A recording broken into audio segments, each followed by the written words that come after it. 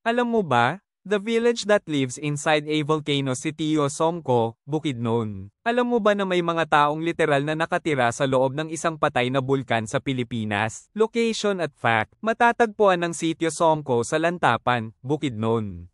Ang lugar ay nasa loob mismo ng caldera ng Mount Kalatungan, isang extinct volcano na ngayon ay tirahan ng ilang katutubong grupo tulad ng Talaandig. Why it's unique, imbes na lava, makakakita ka ng mga palayan, kagubatan, at bahay sa loob ng dating bunganga.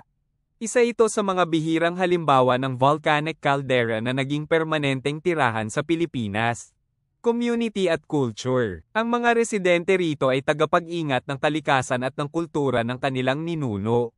Gumagawa sila ng natural farming at nagsasagawa pa rin ng mga ritual para igalang ang bundok.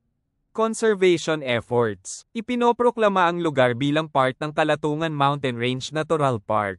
May mga ecotourism initiatives para mapanatili ang balanse ng kalikasan at kabuhayan. Sa sitio Somco, makikita mo na kahit sa loob ng isang dating bulkan, nananatili ang buhay, kultura, at koneksyon sa kalikasan. Ito ang Simply Marjun Channel, ang tambayan ng mga kwentong di mo aakalain.